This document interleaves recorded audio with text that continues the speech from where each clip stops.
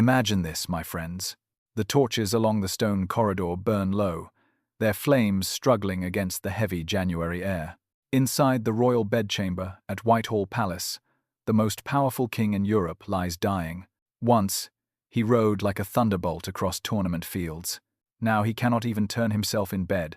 His vast body, swollen to near 300 pounds, sinks into blood-stained sheets. His legs, black and bloated, shine with pus that trickles down like candle wax, and fills the chamber with such a stench that even his bravest advisers can stand only a few minutes at his side before fleeing to the hallway to gulp in fresh air. Church bells toll somewhere beyond the frost-filmed windows. Each slow strike sounds less like a call to prayer and more like a countdown. Here lies Henry VIII of England, the golden prince who defied a pope, unmanned a church, beheaded 2 queens, and reordered an entire kingdom according to his desire. Now he lies gasping, his breath rattling in his chest like chains dragged across stone. Once, he believed himself chosen by God, almost a god among men. Tonight he discovers the one truth that no crown can deny. Flesh rots. Power slips through trembling fingers. And every scream, every verdict, every stroke of the executioner's axe returns to haunt the darkness. Did regret coil around his heart in these final hours? When his eyes closed, did he see the faces of the wives he discarded and destroyed? Did he hear the crackling of the fires that consumed those who defied his will? Or did he cling to the illusion that he was right to the last, a king betrayed by weak bodies and weaker courtiers? Stay with me through this long walk into the shadowed halls of Tudor England, for this is not just the story of a man growing old. It is the slow, terrifying decay of a soul that once blazed like a comet and ended as a collapsing star. Before we step fully into that world, I would love to know where you are watching from. Are you in a quiet living room in Ohio, a kitchen in Georgia, a small town out west where the winter wind is rattling the windows? Share your state in the comments. If stories of rise and ruin, of power and punishment speak to you, tap subscribe and ring that little bell, so each new journey into history finds its way straight to you. Now, let us turn the clock back almost 4 decades. Let us meet not the rotting tyrant, but the young man whom Europe adored. In the spring of 1509, London smelled not of decay, but of possibility. The Wars of the Roses, that long, brutal struggle between rival royal houses, had finally cooled. The people were exhausted by slaughter, hungry for peace, and starved for a king they could love. On a bright June morning, the doors of Westminster Abbey swung open, and out stepped that very dream, Henry Tudor, now Henry VIII, only 18 years old. He cut a magnificent figure in cloth of gold that caught the sunlight like flame. Tall for his time, broad-shouldered, with strong legs trained in the lists, he looked more warrior than scholar, yet he was both.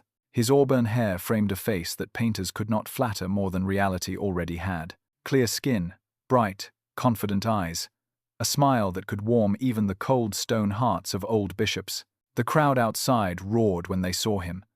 Mothers lifted children high to glimpse the prince who, they prayed, would mean fewer battlefields and more harvests safely brought in. At his side walked Catherine of Aragon, a Spanish princess, a widow of his elder brother, now his queen. She was older than Henry, but still handsome, with serious dark eyes and a spine of steel forged in Iberian courts. Together, they looked like a promise, like the embodiment of a new age. Music rang out, trumpets sang, incense rose in sweet curls inside the abbey as the archbishop anointed the young king with holy oil.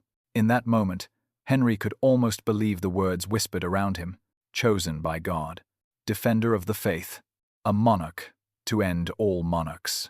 At first, he seemed determined to live up to that glowing image. The court of Henry VIII thrummed with a new energy. He threw himself into every sport, every art, every display of princely virtue. At dawn he hunted, riding hard through dew-silvered fields, loosing arrows that found their marks again and again. By midday he might be found in the tilt-yard, lance in hand, charging down a long lane toward another armored knight, the force of impact echoing across cheering stands. In the evenings he danced, spun through tapestried halls in elaborate masks, his laughter loud and generous. He did not stop there. He wrote, he composed masses and love songs, and when he took up a lute, even hard-faced courtiers leaned in, caught in the spell of melody. Envoys from Italy, from France, from the Empire, sent letters home describing a king who seemed made to embody the very idea of the Renaissance. Mind and body both well-shaped, quick to learn, quick to forgive, quick to charm. But there was another fire inside him. The relentless need for what every medieval dynasty craved. A son, a living, healthy boy, to carry on the bloodline and secure the throne. Henry had inherited a crown, but also a memory. Generations of Englishmen had watched kings die without heirs, watched cousins rise up with rival claims, watched fields smeared with the blood of civil war. He had no intention of letting that happen again. For a time, Henry believed Catherine would give him that bulwark. She did bear him children. Several. But the Middle Ages were cruel to babies and mothers both. One infant lived only days. Another slipped away without drawing breath. Only Mary, born in 1516, survived into childhood. Henry held his daughter in his arms, smiled at her bright eyes, and yet, in his heart, unease grew. Could a girl sit safely on the English throne? Could he trust the restless nobility not to see in her a weakness to be exploited? The years ticked by. Catherine aged, her once raven hair dulled with threads of grey. Her body, worn by repeated pregnancies and miscarriages, tired. Henry, still in his 30s, strong and eager, looked at her with a mix of affection and frustration. Courtiers began to murmur tales of kings in the Old Testament who had taken new wives when their queens could bear no more fruit. Priests debated late into the night, in candlelit chambers, their words cloaked in Latin, but their meaning plain. If Henry could cast aside Catherine and find a younger bride, one capable of filling nurseries with sons, perhaps the kingdom would be safer. Yet, divorce was no simple matter. In that age, marriage, especially royal marriage, was not just a personal contract. It was a sacrament, a bond held before God himself and overseen by the Pope in distant Rome. For Henry to pull that thread was to tug at the whole intricate tapestry of medieval Christendom. Into this tension stepped Anne Boleyn. She came not from a royal house, but from the minor gentry, raised in French courts where fashions were daring and tongues sharp.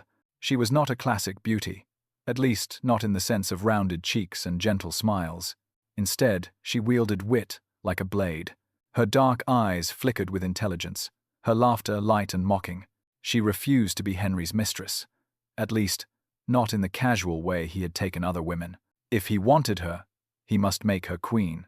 For a king not used to hearing the word no, this resistance acted like kindling. His desire blazed. He wrote her letters, pages soaked in longing, promising to overturn mountains, to humble emperors, to bend the world itself if she would only yield. In the glow of that passion, with Anne's hands on his shoulders and Anne's voice in his ear, Henry began to believe that what he wanted could surely also be what God wanted. So he made his move. He declared that his marriage to Catherine had never been valid in the first place, that it was an affront to holy law for him to have taken his brother's widow, and that Rome had erred in permitting it. He demanded an annulment. Pope Clement VII, caught between Henry's demands and the towering shadow of Catherine's nephew, Emperor Charles V, stalled. Letters crossed the Alps. Envoys argued before papal doors kept locked and guarded. Months became years. Henry's patience, never his strongest virtue, shredded. What use was a pope in Rome when he, Henry, sat on the throne of England and could see God's will for his own kingdom more clearly? If the old world would not bend, he would simply build a new one. So the Middle Ages, with their ancient structures of church and crown intertwined, trembled. Parliament, under Henry's pressure, passed acts severing England from papal authority. The Act of Supremacy declared Henry himself supreme head of the Church of England. Priests would swear loyalty not to Rome, but to him. Monasteries that had stood for centuries, their bells tolling steady as the tides, found royal commissioners at their doors. Lands were seized, relics seized and mocked as superstition. Gold and silver flowed out of cloisters and into the royal treasury. Anne Boleyn, meanwhile, stood at the peak of this new, dangerous mountain. In 1533, she and Henry married. Her belly swelled with what everyone assumed must be the long-awaited prince. Great hopes marched in step with her footsteps as she processed through London. That September she gave birth. A daughter, Elizabeth, healthy, bright-eyed, but again not the hailed son. The disappointment bit into Henry like a cold wind. He did not cast Anne aside. Not yet. He had defied too much, destroyed too much, to abandon her at the first shock. For a time they laughed still, plotted, hunted together. But the tone had shifted. The same quick mind and tongue that had once enchanted now grated. Anne scolded Henry for his flirtations. She had tempers, sharp and cutting. And in the background, always, stood the question of succession, gnawing. Then came 1536. That year would mark the beginning of the end, not only of Anne, but in a way, of Henry himself. In January he rode out to the tilt-yard, armor gleaming, lance in hand. He had grown older, of course, but still thought of himself as the invincible youth of years past. During one bout his horse stumbled. Some say a pole splintered, others that a misjudged movement unseated him. What is known is that he was thrown heavily. The massive weight of his armored horse crashed down upon him. Onlookers screamed. For long moments he did not move. They carried him away half-conscious, his leg badly injured. Some accounts say he lay insensible for hours, others that he bled and raved. In an age without modern medicine, even a deep bruise could go bad. Without swift and proper treatment, tissue dies, circulation falters. The wound on Henry's leg never truly healed. It became an ulcer, angry, swollen, prone to infection. It wept fluids that soaked through bandages. Each time it flared, pain like fire licked up his body. Pain alters a man, especially a man who is not used to limits. Henry's temper, always present, deepened into prolonged rages. He slept poorly. Foods that once gave pleasure now sat heavy.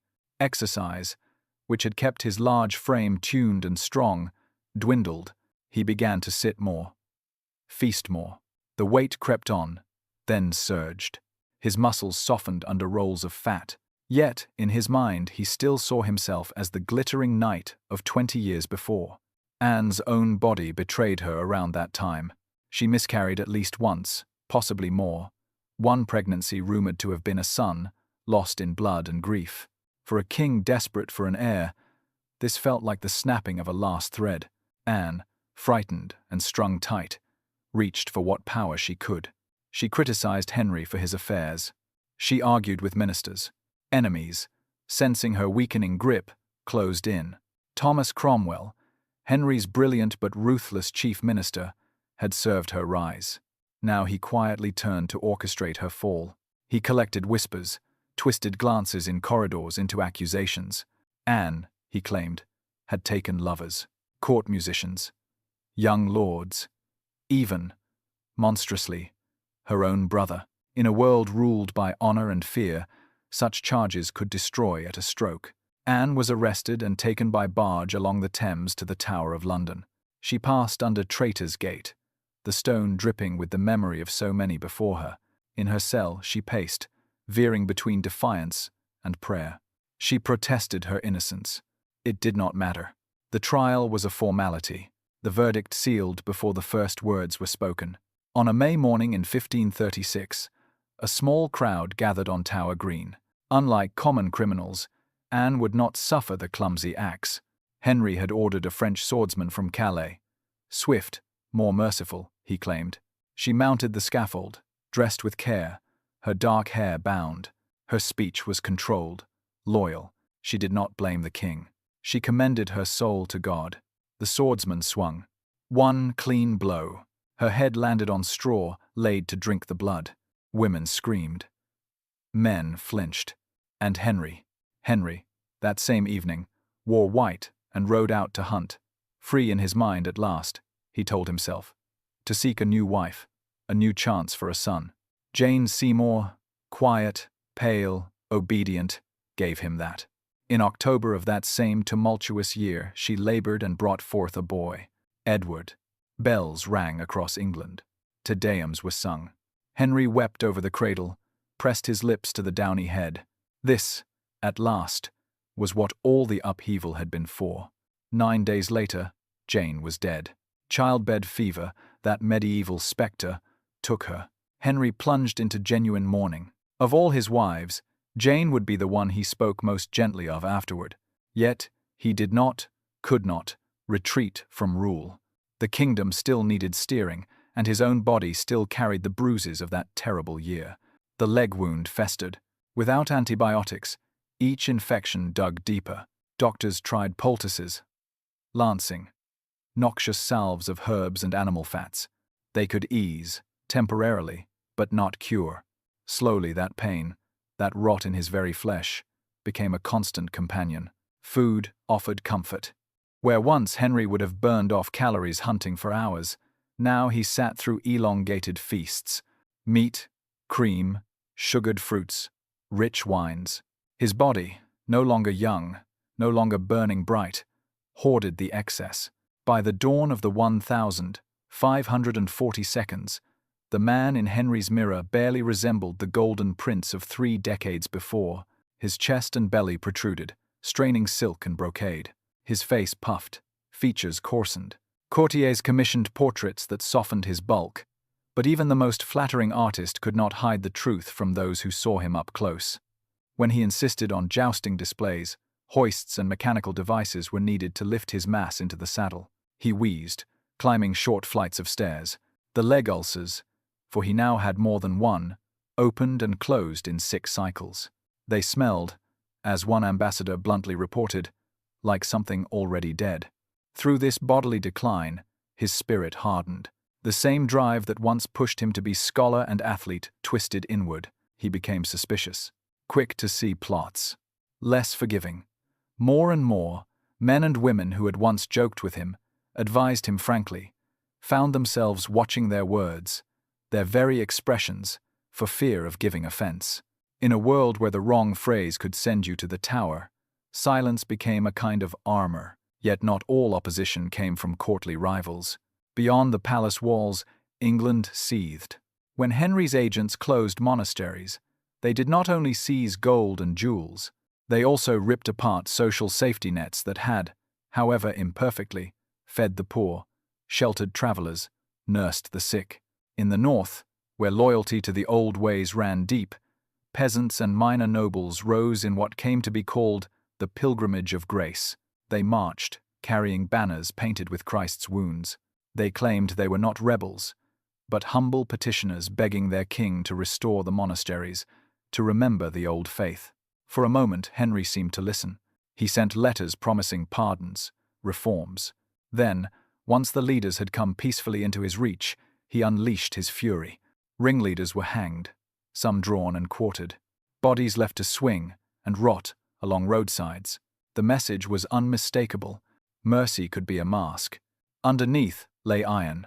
That iron struck closer to home in 1540, when Thomas Cromwell himself fell. The minister who had engineered Henry's church reforms crushed the pilgrimage and arranged his political maneuvers, made one unforgivable misstep. He negotiated a marriage with Anne of Cleves, a German princess, meant to secure a Protestant alliance. Henry, shown a flattering portrait, agreed. When the flesh-and-blood woman arrived, tired from travel, dressed in foreign style, Henry recoiled. He called her a mare, complained bitterly.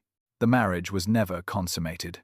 Cromwell's enemies, lurking in the council, seized their chance. They whispered that he had tricked the king, that he had grown too powerful.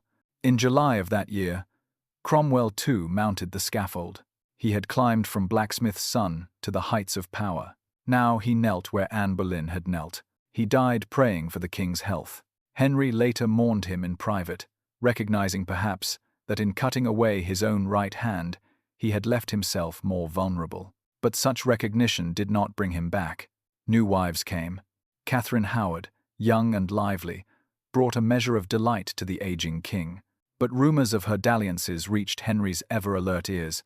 In 1542 she followed Anne and Cromwell to the blade.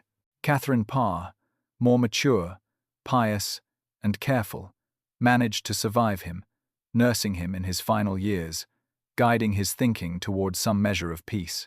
Still, by the mid-1540s, his world had shrunk. Battles still raged in France. Armies moved, ships sailed. But Henry himself spent more and more time within carefully controlled spaces. His movements were planned around his limited endurance. Carpets were strewn to soften his steps. Stools and chairs stood within easy reach. He was king, yes, but king within a prison of flesh. At night, when pain kept him from sleep, he would call for companions. Sometimes musicians, sometimes only one or two trusted men. Among them, often his old friend, Charles Brandon, Duke of Suffolk. There are reports, quiet, second-hand, of Henry confessing in those hours that he had erred, that he had been harsh, that he prayed God might weigh his intentions, not only his deeds. Whether those words were sincere repentance or merely the anxieties of a man facing the unknown, no one can say for certain. What we know is that he spoke often of the next generation. Edward, the son for whom so much had been risked and sacrificed, was fragile, thin, prone to coughs, haunted by fevers. Mary, Catherine's daughter, remained devoutly Catholic and, in Henry's view, tainted by the illegitimacy he himself had declared in order to marry Anne. Elizabeth, bright, quick, daughter of the woman he had destroyed, lingered on the edge of his thoughts. He altered his will more than once. He wrestled with the knowledge that no matter how he arranged things on parchment, once he was gone, others would shape events. And so we return to that January of 1547. Outside, the Thames flowed, slick and dark beneath a winter sky. Inside, behind layers of carved wood and woven hangings, Henry lay propped among cushions. The ulcer on his left leg had grown so bad that attendants layered scented herbs and burned incense just to blunt the odor. Even then, when servants changed his wrappings, strong men turned pale. He had not left his bed fully for days. Food, once a joy, had become an ordeal. He sipped at broth, at wine thick as syrup, then pushed the trays away. His mouth was often dry, his tongue thick. Breathing took effort. Each inhale a low rasp, each exhale a sigh that seemed to carry centuries of strain. Around him, the machinery of Tudor government did not sleep. In nearby rooms, councillors gathered. Edward Seymour, Henry's brother-in-law through Jane, saw in his nephew's youth a chance to guide the realm. Others, like Bishop Stephen Gardiner, eyed the religious swings of past decades and calculated how best to steer them now. They all knew that when Henry's heart stopped, there would be a moment of danger, a vacuum. Cousins might claim, foreign powers might test English resolve. They needed, above all, clarity on the question of succession and regency. So they went to him, one by one, in those final days, carrying papers in their hands. Acts, wills, proclamations. He scrawled his name, though his once strong, bold signature had shrunk into something wavering. He confirmed Edward as heir. He laid out a council to advise the boy. He attempted, even then, to exert control. Servants whispered that priests were kept at a slight distance. Perhaps Henry, the man who had broken with Rome and founded his own church, felt hesitant to send for a Catholic confessor. Perhaps he wanted to appear strong to the last, untroubled by the elaborate rituals of last rites. Or perhaps, like so many of us, he feared what might be required of him in those final sacred moments. Confessions, renunciations, tearful apologies he was not prepared to offer. On January the 28th, sometime in the small hours before dawn, his breath grew shallower. Those who watched say that his eyes, once so bright, now clouded, searched the bed hangings as if seeing things unseen. Some later told a story, almost certainly a pious invention, that when asked if he trusted in Christ's mercy, he could no longer form words, but squeezed a hand in answer. What we know is that his chest rose one last time, fell, and did not rise again. No trumpet sounded that instant. No messenger burst into the night shouting the news. Instead, for some hours, those present kept the truth quiet, while they secured doors, agreed on messages, prepared to move smoothly from the old king to the new.